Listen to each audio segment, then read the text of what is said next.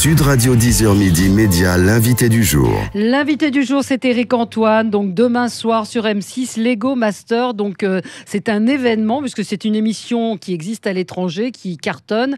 Et M6 a donc racheté ce format, 8 équipes de 2 candidats qui vont s'affronter dans une compétition en construisant. Alors je peux vous dire que le Lego, c'est quelque chose. C'est pas, c'est devenu, ça pourrait être une discipline olympique. On parlait de la pétanque. Éric Antoine, vous connaissiez cette émission avant qu'M6 vous propose de l'animer? Oui, à tel point que, en fait, je suis assez fan de Lego et puis j'y joue beaucoup avec les enfants, on crée beaucoup de choses. Et à tel point que quand j'ai su qu'M6 rachetait l'émission, j'ai appelé tout le monde, le patron, tous les cadres, tout le monde pour dire faites-moi animer cette émission. Ah tellement ouais, c'est vrai. j'ai d'amour. Ah oui, oui, c'est vrai. Donc, oui, c'est un format qui est. Ben, je trouve que c'est un format. Moi, ce qui me plaît, vous savez, c'est toujours les valeurs qu'il y a dans un format. Par exemple, Incroyable Talent, je trouve que la notion de diversité, la notion d'être ensemble, elle est au centre du sujet et de créativité, d'engagement. Et là, il y a une passion, il y a du jeu, c'est familial, c'est drôle et c'est spectaculaire. Donc, c'est encore c'est des mots que j'aime bien. Et quand je vois ces mots ensemble, je me dis, ah, ça correspond à quelque chose que j'ai envie de défendre. Vous savez que moi, j'ai fait une tour Eiffel en allumettes. Oh, ça vous rappelle Gilles. rien?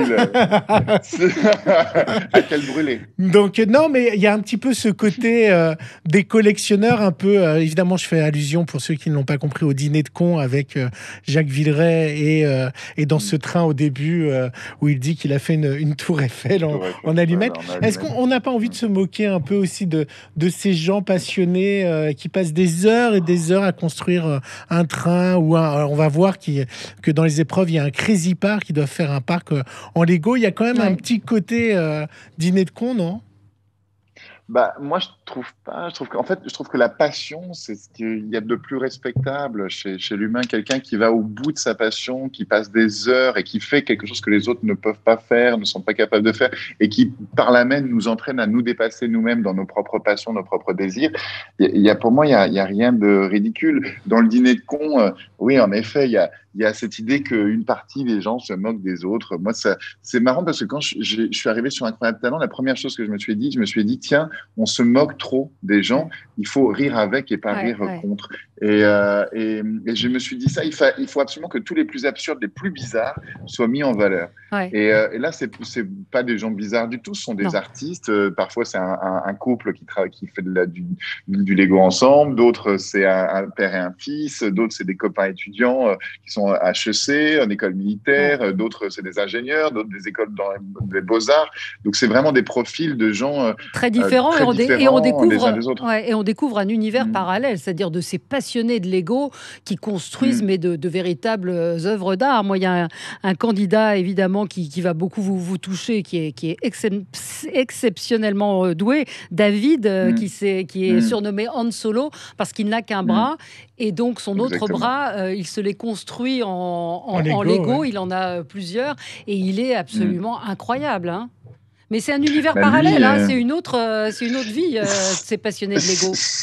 Oui, absolument, mais comme moi je suis magicien, vous savez, c'est un peu un univers parallèle, on est quelques milliers, c'est tout, et puis on se connaît tous, et il y a des clubs, il y a des échanges, etc. J'ai envie de dire, chaque profession, vous faites de la radio, c'est un univers parallèle aussi. Tous les professionnels de la radio savent de quoi ils parlent, ils ont un lexique qui est le leur et qui est incompréhensible pour les autres. Donc, on est tous comme ça, un petit peu dans des niches, mais après, cette niche-là, elle est beaucoup plus qu'une niche, parce qu'on a tous touché à ces briques un jour ou l'autre dans notre vie. On y a joué, c'est un jeu qui ne se démode pas, c'est un jeu qui passe d'une génération à l'autre. Il y a des vieilles boîtes des grands-parents qui sont encore viables et qui continuent à exister. Et donc, il y a quelque chose en effet de l'expert, mais il y a quelque chose aussi extrêmement populaire, extrêmement transversal. Le fait de jouer ensemble. Évidemment, Valérie, je jouais l'avocat du diable. Moi, j'ai beaucoup aimé le programme. Je pense que ça va être un vrai succès, même s'il y a beaucoup de concurrence. Alors, il y a 4 épreuves. Il y a le Crazy Park, où ils doivent faire un parc d'attractions. Ça, c'est la première émission. Vous verrez, avec un couple qui, à un moment, tout va se casser au dernier moment. Il y a un méga pont. C'est un pont de 2 ouais. mètres de long qui doit supporter C'est incroyable. la plus grande masse. Et donc, le record est tenu avec les Américains. Vous imaginez des Lego qui supportent 450 kilos. 450 kilos. Il y a une vous ville allez voir, à faire. on a une surprise dans notre émission parce qu'on bat les Américains. Et grande fierté. Mais c'est vrai qu'il y a plein d'épreuves. Moi, j'étais fascinée par le début de l'émission où on voit ces millions de petites briques de toutes les couleurs. C'est impressionnant quand on regarde le début de l'émission. Ça rappelle, c'est marrant parce que ça rappelle, enfin pour ceux qui ont joué au Lego, ce qui était mon cas, ça rappelle des souvenirs et on se dit si j'avais eu tout ça, parce que à une époque c'était des briques, des petites briques de base. Mais là j'ai vu qu'il y avait même une brique en Lego qui existe, une brique de Lego qui s'était vendue plusieurs milliers de dollars puisqu'elle est en or. Oui, il y a en effet des jeux en or. Bon, là, c'est pour les collectionneurs absolus et qui ont du pognon, on est d'accord. Nous, il y a 3 millions de briques sur le plateau. Et donc, avec des milliers et des milliers de pièces différentes. Donc, c'est des milliards de combinaisons possibles.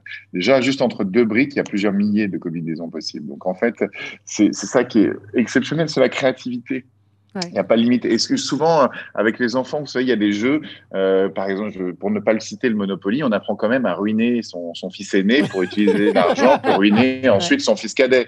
Et puis, alors que le Lego, on joue ensemble dans l'idée de jouer ensemble, de rien de plus que jouer. C'est un jeu collaboratif, c'est un jeu créatif.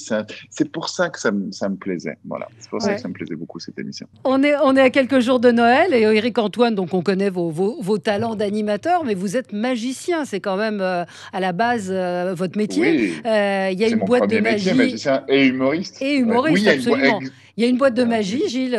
Oui, et moi je voulais savoir, est-ce que ça a été un de vos cadeaux? Qu'est-ce que vous avez eu comme cadeau marquant à vos Noëls? Moi, j'ai eu une boîte de magie, en effet, il y a très longtemps. Et c'est vrai que j'étais très fier quand j'ai créé ma première boîte de magie, parce que je me suis dit peut-être que des enfants et des adultes vont trouver leur vocation en ouvrant ma boîte de magie. Donc ça, je trouve ça assez génial. Mais ce qui est bizarre, c'est que c'est un peu une escroquerie, la magie, parce que tu commences la magie et tu te rends compte qu'il faut travailler, que tout est truqué, que c'est beaucoup de boulot. Donc, il y a une étape à dépasser pour recréer le rêve. C'est ça qui est aussi assez intéressant. Voilà. Et comment c'était alors les Noëls? Dans 2 jours, c'est Noël. C'est comment les Noëls chez Éric Antoine avec les enfants? Là, c'est très studieux parce que je joue 2 fois et le 24 et je joue 2 fois le 25. Donc, c'est très, très, très un Noël travaillé. Voilà. Et puis après, je fais la fête avec mes enfants. Voilà. Alors, vous proposez d'ailleurs un spectacle pour toute la famille. Vous êtes adapté comme de très nombreux artistes. Vous proposez un spectacle en live stream. Alors, c'est pas un spectacle. On a reçu Chantal Goya la semaine dernière qui filme son spectacle. On peut acheter, d'ailleurs, vous pouvez toujours le faire. Non, c'est passé. Qui filme son spectacle et on achète des billets. Le principe est le même. C'est-à-dire que vous faites payer, c'est normal. C'est un vrai spectacle. Alors, racontez-nous ce que vous avez imaginé et créé et auquel toute la famille peut évidemment participer. Alors déjà, c'est un spectacle 100% inédit qui a été créé pour l'occasion. Ensuite, c'est pas un spectacle au théâtre et filmé, c'est un spectacle qui est fait dans un appartement, c'est-à-dire que vous rentrez chez moi et moi je rentre chez vous. Et en plus, si vous voulez, je demande une participation. J'ai essayé de recréer tout l'univers du spectacle, donc un dress code, un nouveau type d'applaudissements et aussi des tours de magie qui arrivent dans vos mains. C'est-à-dire que je vous demande de prendre quelques objets et tous les tours sont faits comme ça et les tours arrivent à la maison. Vous allez pouvoir aussi, par exemple, imaginons des petits-enfants ne peuvent pas voir leurs grands-parents pendant les fêtes. Vous pouvez tous assister au spectacle et les petits-enfants vont deviner ce à quoi pensent les grands-parents. Ou alors les deux ensemble vont deviner par exemple le code de mon téléphone. Et donc toute l'idée de ce spectacle, c'était de réunir les gens et de leur faire vivre de la magie ensemble malgré la distance et de trouver les avantages finalement de ce digital. Et ça me permet de faire des tours que j'aurais pas pu faire en scène. Et c'est ça qui est intéressant, c'est de trouver les plus de cette période. Mais on peut être 10 000 ou 20 000 connectés en même temps? Alors, moi, j'ai limité à 1000 connectés parce que 1000 connectés, c'est exactement le nombre maximum de personnes que je peux recevoir sur Zoom en les voyant et en pouvant interagir avec chacun d'entre eux. Et mon idée, c'est qu'il y ait au moins un tour que vous fassiez tous. Donc, voilà. Donc, ça, c'est un cadeau de Noël, ou en tout cas une manière de faire participer la famille, même si on est à distance, et de jouer avec vous. Je pense que vous avez effectivement mis en place une technologie assez incroyable pour ce spectacle. Ben, on espère, parce qu'il y a eu beaucoup d'exemples. En effet, vous avez cité, beaucoup de copains s'y sont mis. Et j'ai trouvé toujours la limite de ça, c'est l'interaction. C'est-à-dire qu'on a presque quelque part, l'artiste a une sensation de distance parce qu'il est souvent dans une salle vide et donc il sent encore plus le manque du public. Et le public regarde un programme télévisuel. Et pour moi, le digital, c'est pas ça. Le digital, il doit être en improvisation avec les gens que je vois aujourd'hui. Le spectacle d'aujourd'hui n'est pas le même que demain. Donc de retrouver vraiment cette notion du live, de dire ce que vous êtes en train de vivre, je le vis avec vous et ça ne reviendra jamais. Et c'est ça qui est intéressant dans le spectacle. Alors, qui se connecte le plus? Comment on fait pour se connecter déjà? Comment on fait pour accéder à ce spectacle?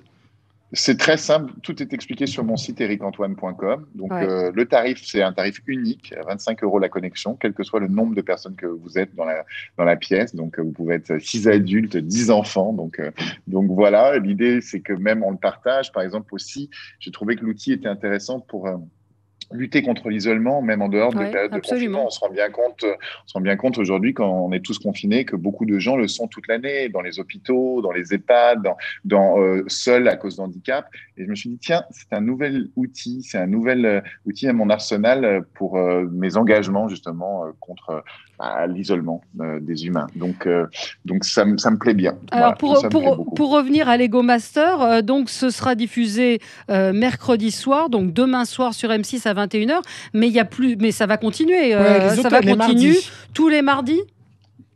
C'est ça. Je n'ai pas le droit, c'est un secret industriel. Oui. Je ne peux pas vous dire combien il y a de prime time, mais il y en a plusieurs. Il y en a plusieurs, donc c'est une émission qui est là pour s'installer. Et oui, parce qu'il y a des éliminations, madame. Et oui, il y en a qui vont partir. Et ça, c'est vraiment le meilleur pâtissier version brique. Version brique de Lego. Version brique. Et c'est vrai qu'il y a un suspense, hein, il faut le dire. Ça peut paraître idiot, mais il y a un vrai suspense comme dans toutes les compétitions. Comme dans toutes les compétitions, absolument. Ah oui, puis moi, j'aime bien les juges aussi. Il y a 2 juges que vous allez découvrir avec un juge que je ne connaissais pas qui fait des tableaux en Lego. Et c'est magnifique ce qu'elle fait. Elle est incroyable. Elle fait des tableaux en Lego. C'est juste magnifique. Des dingues du Lego. Exactement. Merci Eric-Antoine d'avoir été avec nous. Donc Lego Master, c'est demain soir sur M6 à 21h. Programme familial s'il en est. Et puis on vous retrouve, on va sur votre site Eric-Antoine pour des live streams. Donc c'est 16h et 20h, c'est ça, 25 €. Exactement. Et vous allez le faire à quelle date? Toute cette semaine. Toute cette semaine, d'accord. Voilà, toute la semaine, tous les jours, 2 fois par jour. D'accord, 16h, 20h en live stream. Donc on va sur votre site, on se connecte et c'est un bon moyen de se débarrasser des enfants aussi, de les occuper. Mais oui, mais c'est vrai que parfois, pendant les vacances, on a envie d'occuper les enfants et puis c'est un événement parce qu'ils préparent le spectacle, ils préparent les objets. Donc c'est vrai que c'est quelque chose, c'est sympa aussi à vivre avec les enfants. Moi, j'aimerais bien qu'un jour vous me coupiez en 2. Mais est-ce que vous auriez envie que je vous reconstitue? Moi non. Merci beaucoup Eric-Antoine. Passez de très bonnes fêtes. Salut Valérie, merci à salut vous. Gilles, merci pour votre accueil. Et à très vite. Au revoir.